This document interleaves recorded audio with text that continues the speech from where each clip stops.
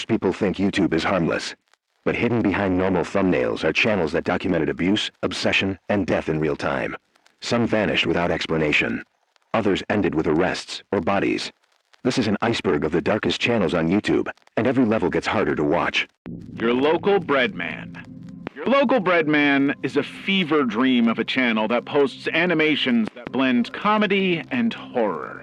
The animations feature Breadman as he searches for his place in life and encounters some absolutely terrifying stuff on the way. As it turns out, the world Breadman exists in is a scary place, and the story, though it's not traditionally structured, it makes no sense, is just him surviving it. The art style is unique and chaotic, complementing the video's somewhat nonsensical existential message. Meant to entertain and unsettle, the videos have spawned a subreddit as dead as Breadman's eyes. There are also 2 Instagram accounts related to the project, where you can see the author and catalog of the weird creatures that appear in the videos, and buy merch. Yeah, there is a clothing line inspired by Breadman. It's a very niche type of entertainment, and it might not appeal to everyone, but the channel is a veritable goldmine of dark comedy.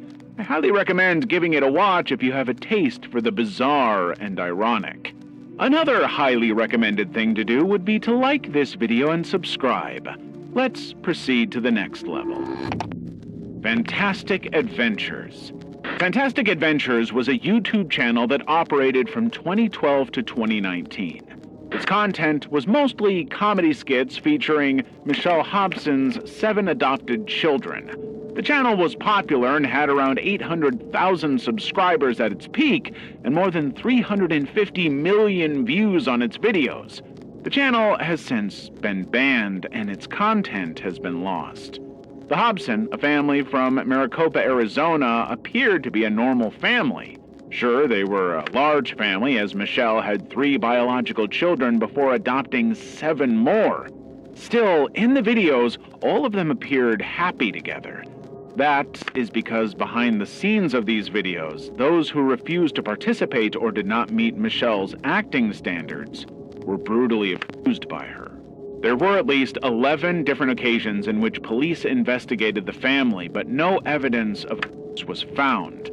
That was until 2019, when Maricopa police received a tip from Megan Hobson, Michelle's daughter, which prompted a surprise welfare check. Officers found the children malnourished and scarred. Michelle and 2 of her sons were arrested. However, the previous 11 reports do bring into question how social services handled the case. Megan had caught wind of the situation earlier in 2017, but their complaints had been brushed aside again. Megan eventually filmed one of the children recounting the abuse they suffered. The account is quite graphic, and it is unsettling to see a child speak about suffering in such detail. During the welfare check, mountains of evidence were finally found. Bruises, rashes, and scabs all pointed towards the kids being horribly abused. They were subjected to everything from being burned with lighters and starvation to being forced to sleep inside a closet. Worse yet, Michelle's 2 older sons both knew of what was happening and joined in on the torture. The point is that these 5 children were not only failed by their guardians, but also by the state. Arizona's Department of Child Safety had to know what was going on, but chose not to do anything about it. Apparently, Michelle used to be part of the department, well aware of how things work and how to hide her actions properly. Michelle would die of a brain injury before going to trial, and her sons would have their charges dismissed. The case had extensive media coverage, though we don't know what happened to the children afterward. We can only hope they are safe now. Fake Mistress. Fake Mistress was created on March 9th, 2010. The channel only has 4 videos, each more bizarre than the next. The videos are strange to the point that it's difficult to describe what's going on, but each appears to be an art exhibition of sorts. They utilize horrid-looking animatronics and distorted audio to create an eerie atmosphere. The titles of each video are Be New World.move, I Will Survive.move, This is not the place for the luxury of love, and white noise 2 is also useless for understanding what the videos are about. White noise 2 actually provides a sliver of context to what these videos were. These videos are actually from 2008. They are art installations from a yearly art exhibit at the Neurotitan Gallery in Berlin, Germany. They're the creation of German musician, photographer, and sculptor Olivia Pilz. The Neurotitan website has more info on Olivia and what her work is. The theme of her works is the violence against women through images that set a norm. She aims to subvert the idea of the passive and cute woman in a very subtle way. Lately, she has also worked on the combination of body and machine. Dolly Flesh. Leighton Allen the Butte was a YouTuber who became infamous for uploading a video to his channel where he killed 3 hamsters. The video led to his arrest and channel termination. Before this, he had a YouTube channel where he posted sick and twisted stop-motion animations depicting his dark fantasies. While Leighton is a truly disturbing individual, he is still a person. He's severely autistic and has a low IQ. Leighton was so severely bullied at school that he had to stay at home permanently, where he never developed any social skills. The situation is even more uncomfortable because he reportedly has loving, caring parents. It's difficult to say if he has always been or was made to be like this. To better illustrate this, the video where Leighton hamsters was motivated by one of his online friends expressing a dislike of rats to him. Leighton thought it would be a good idea and an incredible surprise to said friend if he just violently those rodents on camera, uploaded a video to YouTube, and sent it to his friend. Of course, the friend was mortified by Leighton's actions and called the police on him. But if you are curious, he posted some of the most disgusting sculptures there. It's genuinely vile to see, and I can't discuss or show it without deeply angering the YouTube algorithm. But Leighton is, he's oddly talented, but so twisted that it's difficult to appreciate his skill. He also comments on his posts, and it's difficult to say to what point he is just that bad, or if he intentionally tries to freak people off with his creations. He was ultimately considered unlikely to reinside and be released. Fortunately, he has since disappeared from the internet.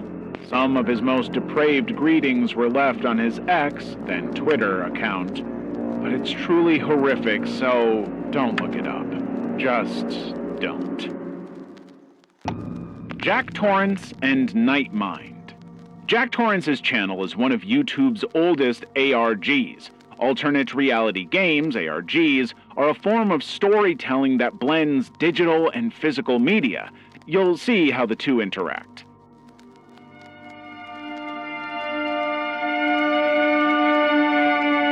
At first sight, Jack Torrance's channel is a collection of random VHS videos.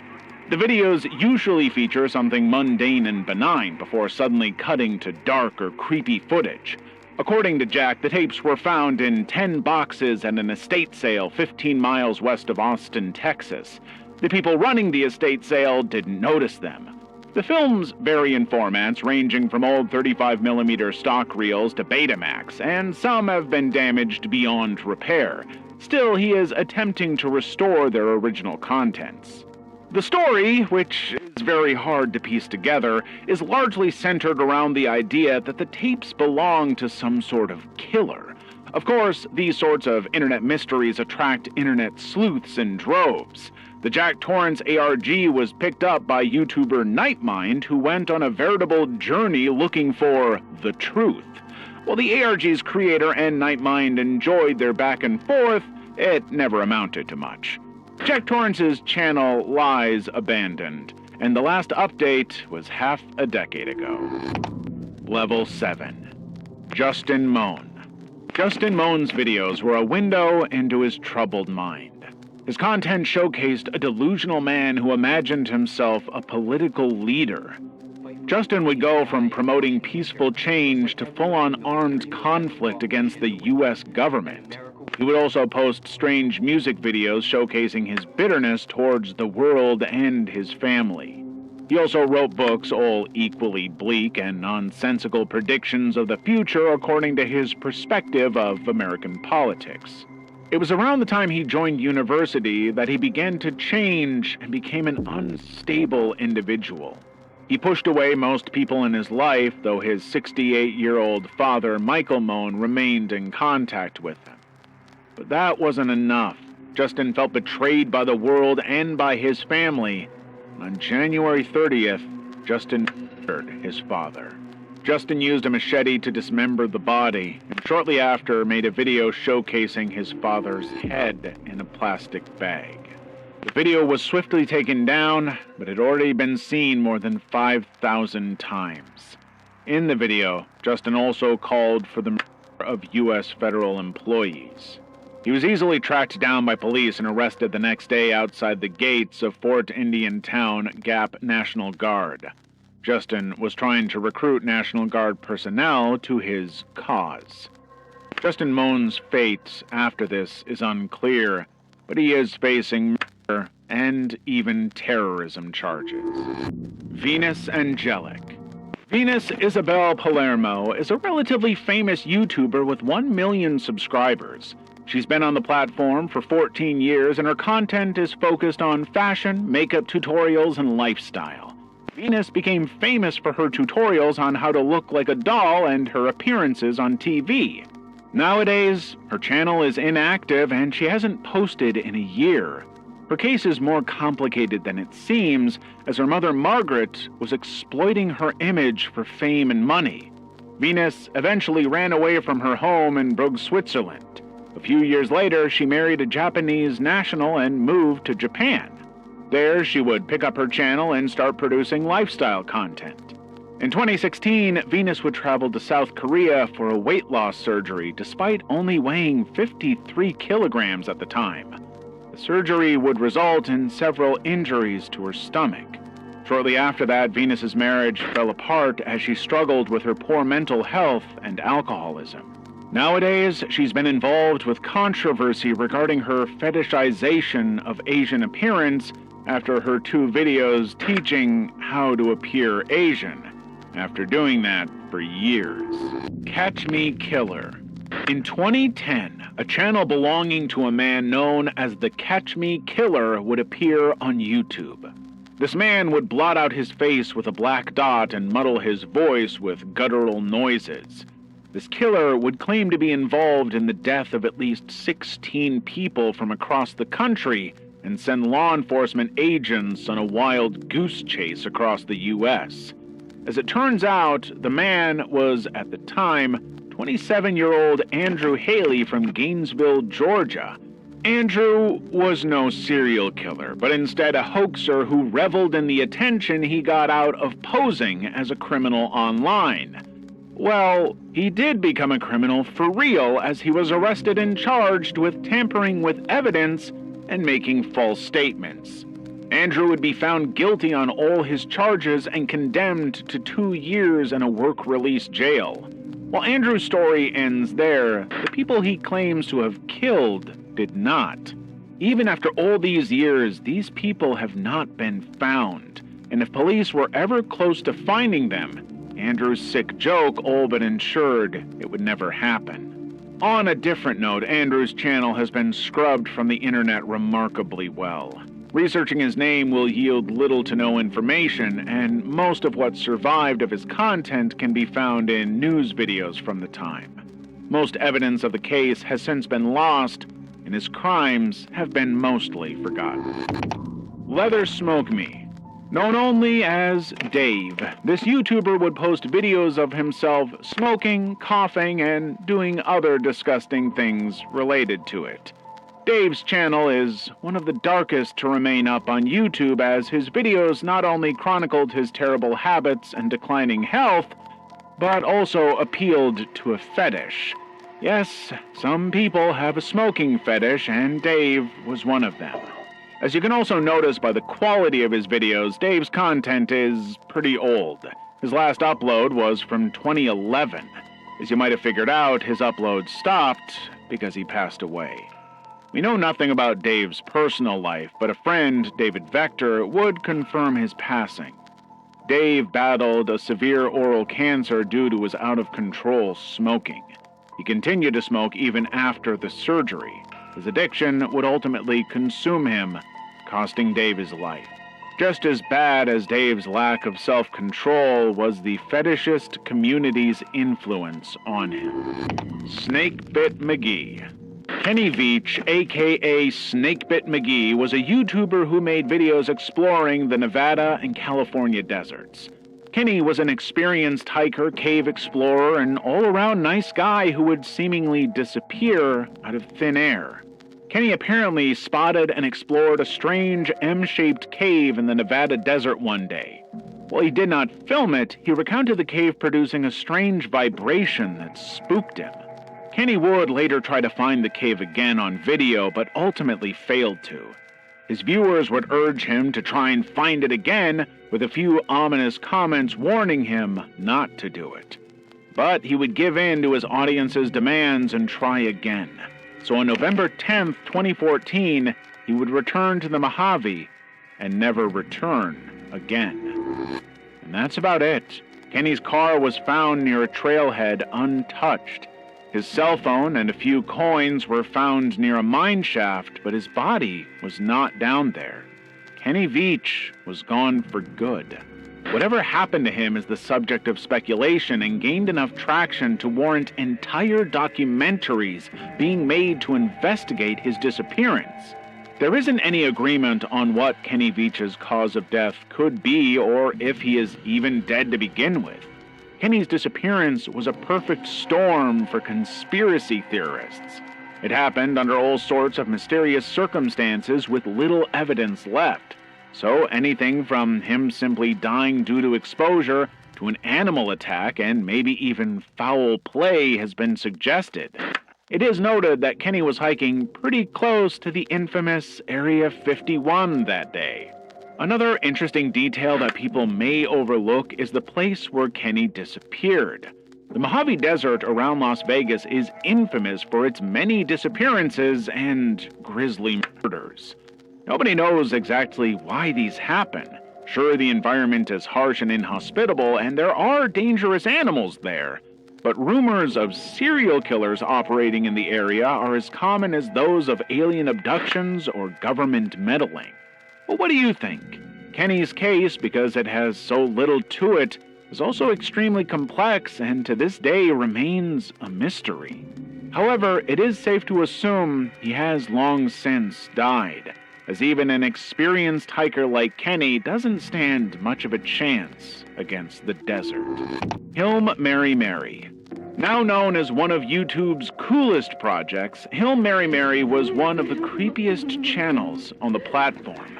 With its eerie atmosphere and well-timed scares, it was pretty successful.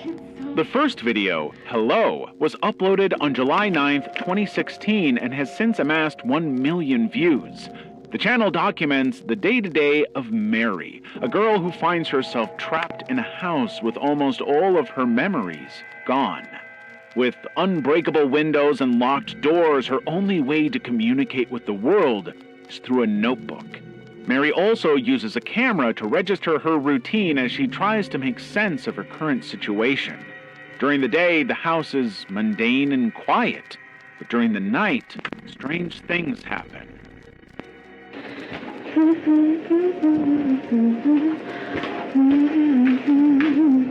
Hey! What is really happening in the series isn't very clear until the very end. This is insane. I'm not even gonna try to understand this anymore.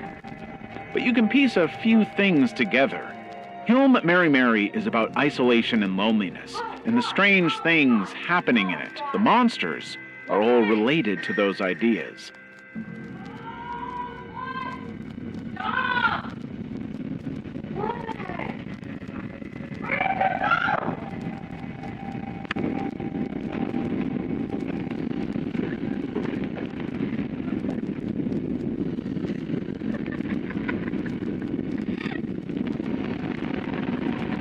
But I wouldn't completely spoil it for you, as it's worth checking out even almost 7 years after the project ended.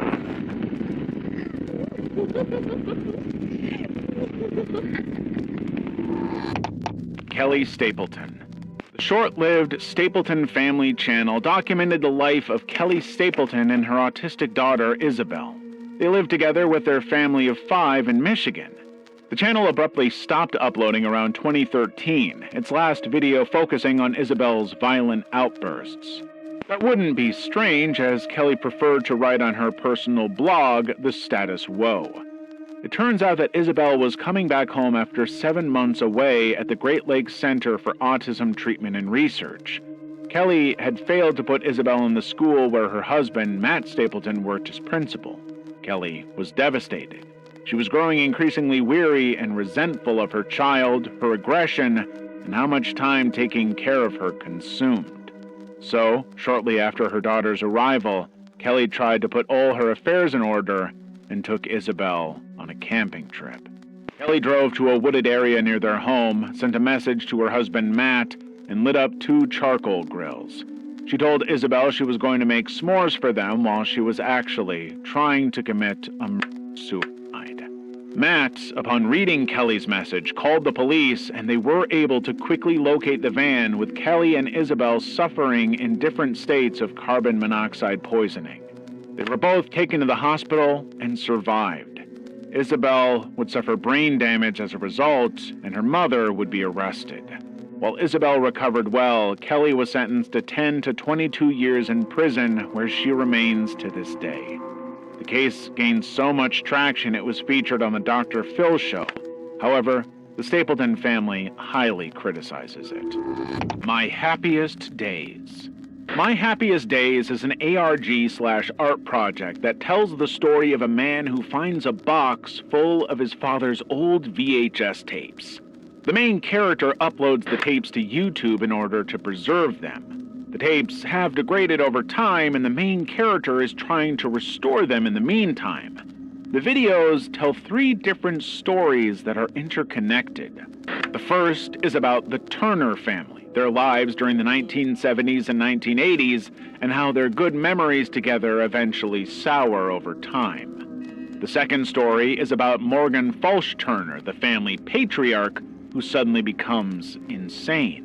The third story is about Canyon Computers, a business Morgan started alongside Marcus Lawson and Hank Brandon Reynolds. They developed a revolutionary computer device called the Turner Assembly, which could merge humans and computers. These stories connect, as Morgan, who worked for Canyon at the time, was one of the first people to use their new product, the Turner Assembly. Using it changed him, making him distant and abusive, and he would eventually disappear. While the unnamed child never returns to comment on the videos, it appears that Morgan turned against his family and took some of his children with him. The ARG is small and fun to figure out, but unfortunately it seems to have ended without completion, as quite a few of them do. Big Money Tea. This YouTube channel belonged to 48-year-old Trent Paschal. Initially just a family archive, things would take a dark turn in October 2020 after Trent uploaded a 4-minute video apologizing to his children for killing her mother. His wife at the time, 30-year-old Savannah Paschal, was ambushed in their house and shot multiple times. Trent was hiding in their bathroom and attacked his wife and his mother-in-law, who was with her. Savannah's mother ran to a neighbor and called the police, but her daughter wasn't as fortunate. Police would track down Trent and wound him during a brief confrontation. Trent was in critical condition for a while, but was able to make a recovery. Later, he was placed on a bond and outfitted with an ankle monitor.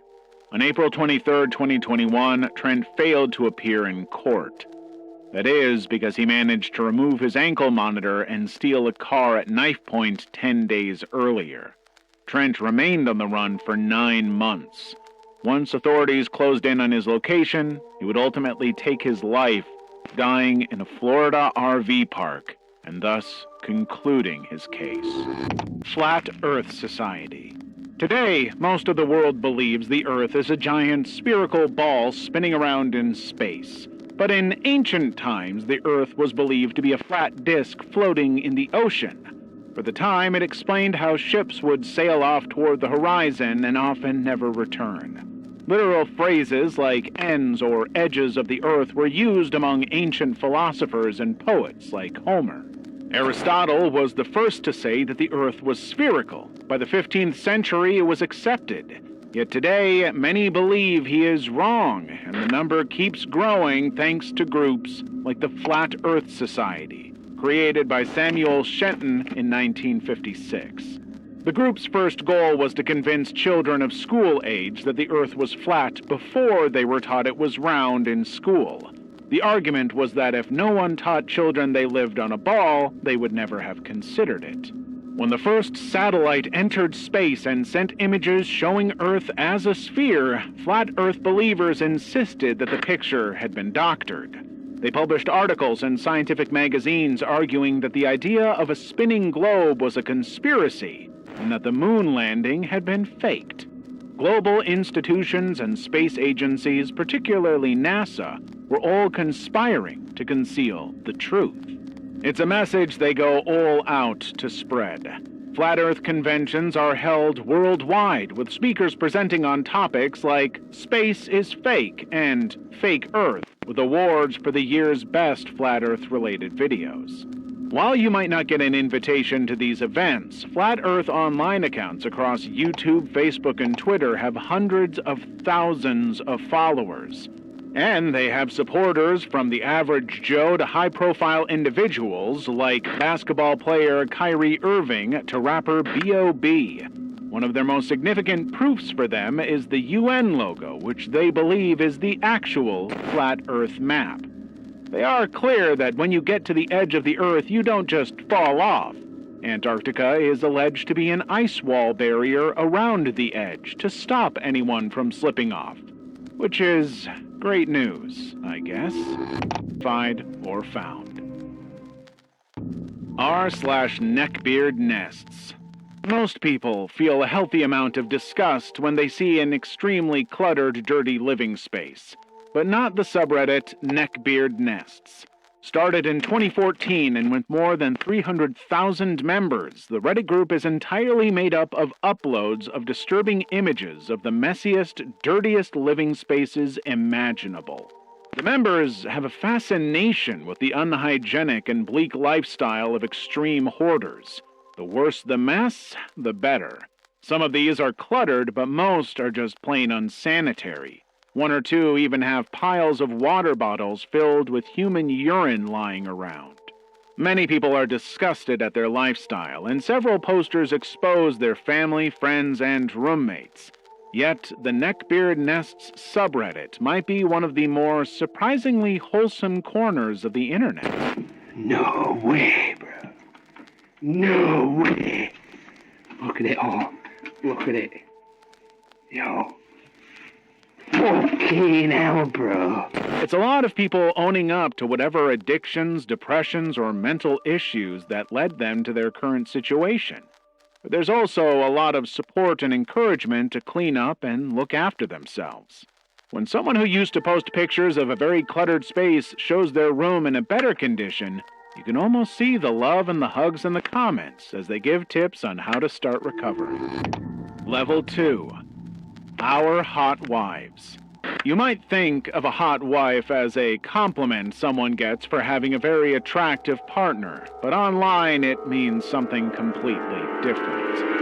Our Hot Wives is an online community for men who get off on cuckoldry and voyeurism. But this isn't your run-of-the-mill open marriage. These men not only fantasize about their wives being in sexual relationships with other men. Started insisting a lot for me to get to know other people and go on dates. They actively seek out partners for their wives. Then my husband downloaded Tinder for me, chose the pictures, wrote my bio, and just asked me to start swiping. And if I liked anyone, I could go on a date.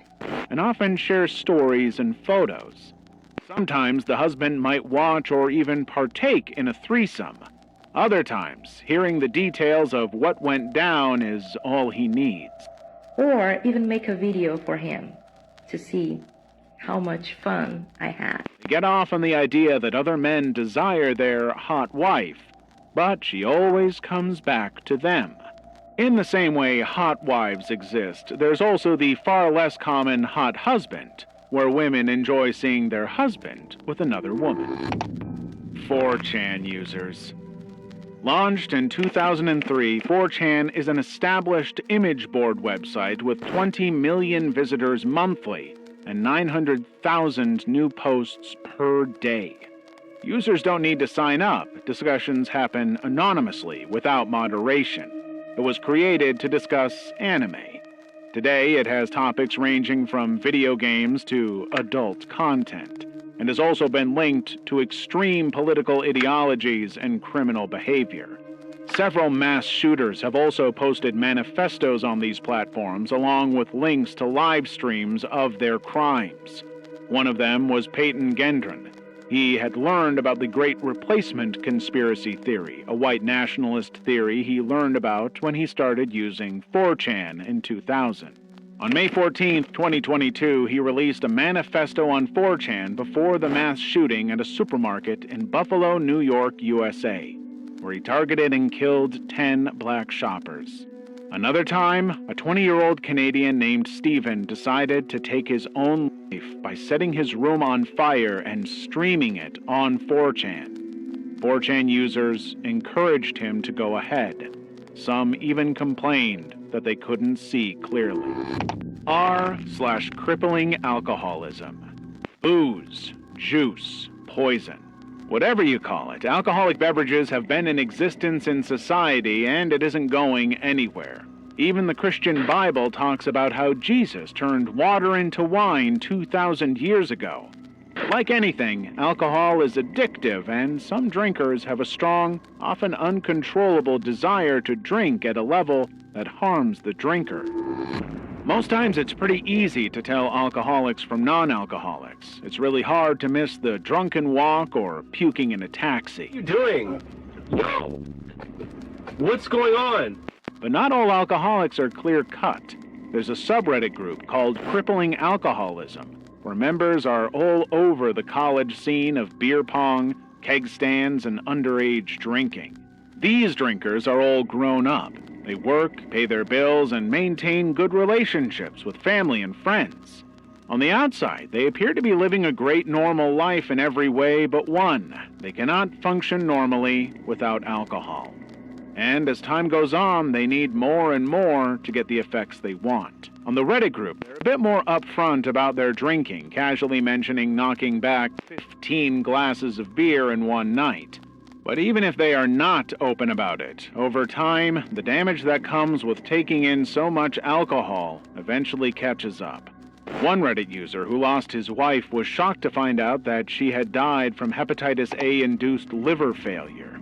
It was only after her death that he snooped around and found out that she essentially drank herself to death.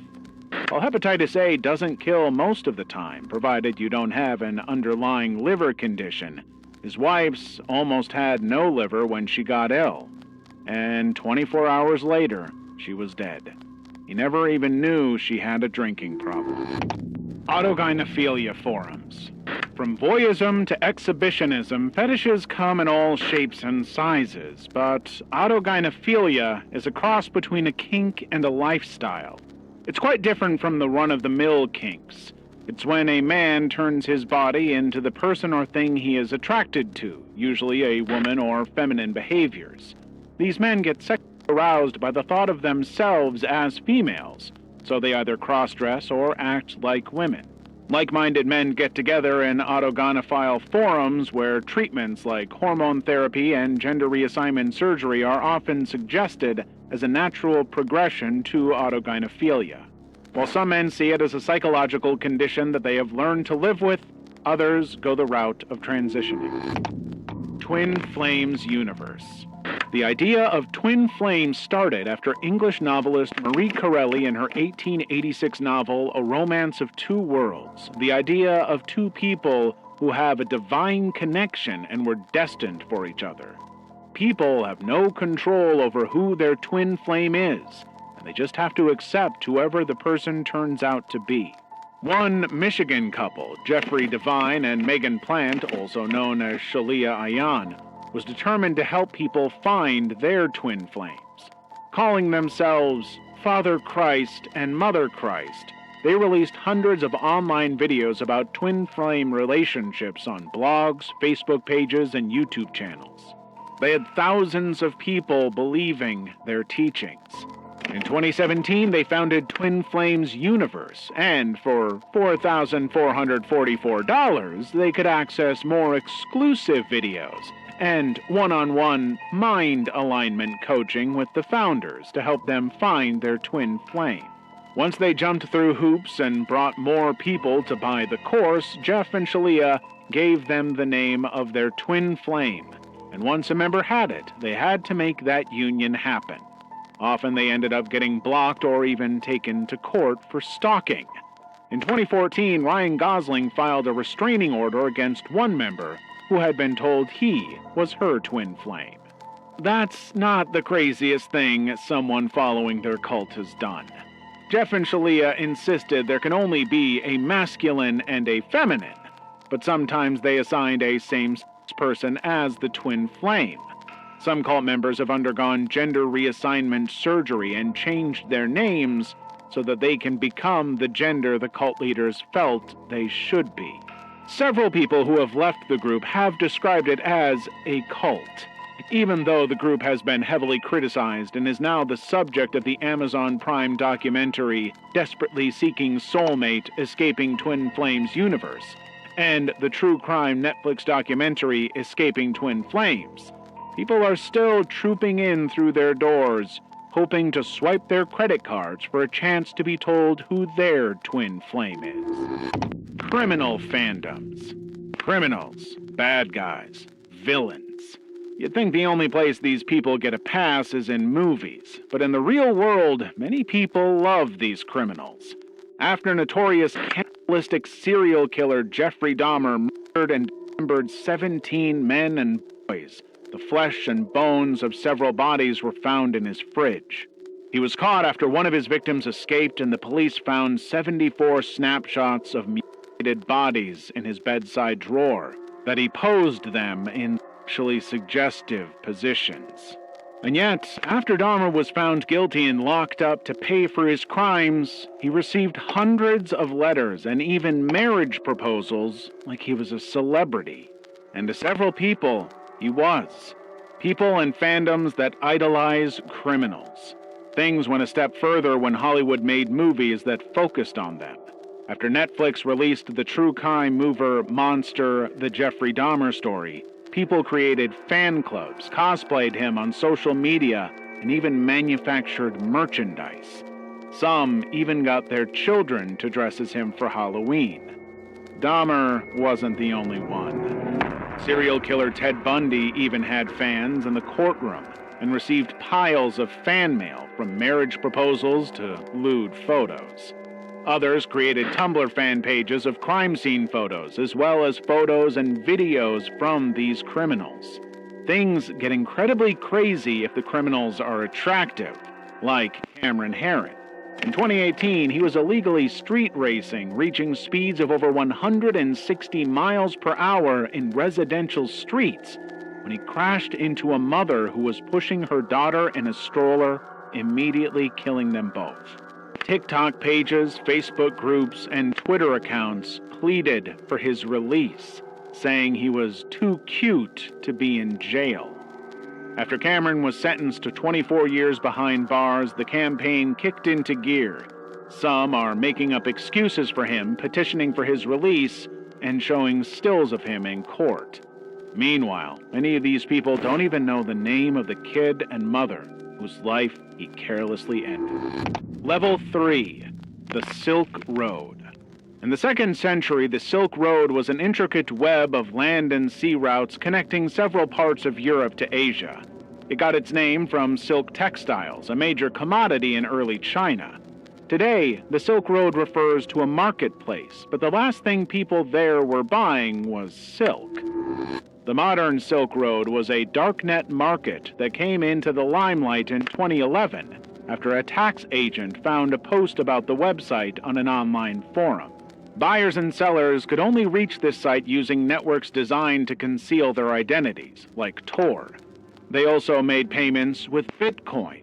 The Silk Road generated hundreds of millions of dollars selling products in over 200 categories. While drugs were the best-selling items, illegal commodities like guns, hacking services, and fake identities were also sold. For years, the FBI tried to bring down the illegal site. It was probably 2 years before they identified the creator, Ross William Ulbricht. They seized his laptop and shut down the site. Ulbricht would spend the rest of his life in prison for trafficking, computer hacking, and money laundering. Over the years, different versions of the Silk Road have popped up: Alphabay, Dream Market, and Hydra. Each one gets shut down, but they only keep finding more sophisticated ways to cover their tracks. Docspin. Docspin was a document sharing and publishing website where people were encouraged to contribute valuable personal data of a person and their family members. It wasn't just names, addresses, and phone numbers. It exposed things like social security numbers, bank routing information, and credit card information. When it started in May 2011, some thought Docspin would go after deserving political targets like Anonymous, but that wasn't the case. Docspin quickly became one of the most malicious and notorious sites on the dark web. Just about anyone could get doxxed on Docspin. The most common were irate kids seeking revenge on Xbox Live opponents. They would get a target's IP address, track down their data and personal information, and share it to the site. Once they have this information, they can do anything, like make up scenarios and swat them. YouTuber Kerry Holtzman was a victim of one of these swatting incidents. He ran a channel repairing and modding computers. After he got doxxed on Docspin, Kerry was swatted and got threatening calls on his phone at all hours.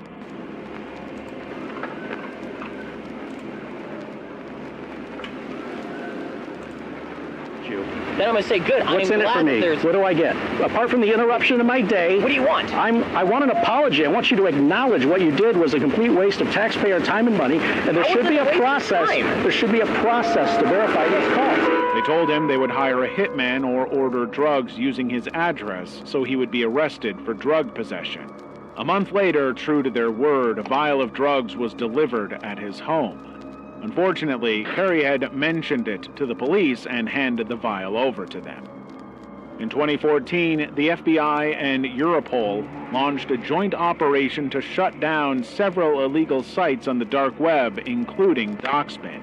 But like many of these sites, seizing a domain doesn't put an end to it. Docspin is still alive and kicking. In 2019, 32 journalists who wrote opposing views on neo-Nazis were doxxed on Docspin and targeted. Many received threats and were swatted by the police. Bareback exchange. In the 1980s, HIV and AIDS were first identified in the United States.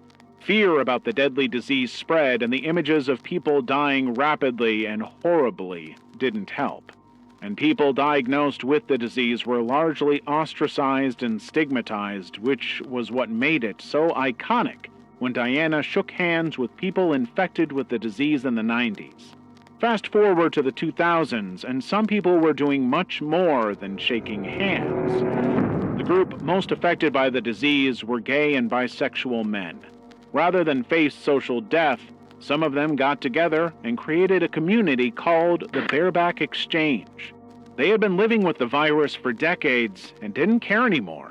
Instead, they saw sharing the virus as a way to one-up the virus. Gay men who had the virus would have unprotected sex with those who didn't at bareback parties. For them, transmitting the disease was seen as a gift, a way to connect with one another. That might sound romantic, but the infected people don't always tell their partners that they have HIV. It's only when the other person starts experiencing symptoms and goes in for tests that they realize they now have an incurable disease.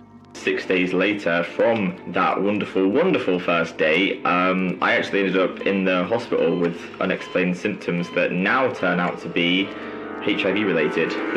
One of them was Daryl Rowe, who infected 5 men he had unprotected sex with. Had I protected sex with him, then I can say, shit, you made a mistake. Sabotaged the condoms of another 5. I've ripped the condom. I hope you felt my semen inside you. After they had sex, Daryl would then send mocking messages to them, revealing his HIV status to them. This sociopath was sentenced to life in prison. Real Vampire Community, RVC. For most of us, vampires are fictional creatures that have no reflections, feed on blood, and can be repelled with garlic. But what if I told you these creatures are real and live among us? Enter real-life vampires. They might not be allergic to garlic, but they might live normal lives, working jobs and dealing with daily commutes. But they are vampires. These vampires come together to form communities both online and offline.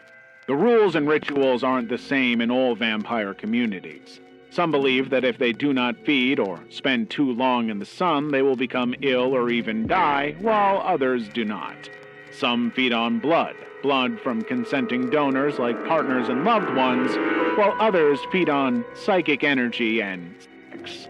But the vampire community is very low-key about their beliefs out of fear of retribution or being judged. Even though they have a love-hate relationship with vampire movies like Twilight, they believe that Hollywood's enduring romance with vampire movies and series shows the humanity of vampires, and that one day they could truly be accepted and live publicly as vampires.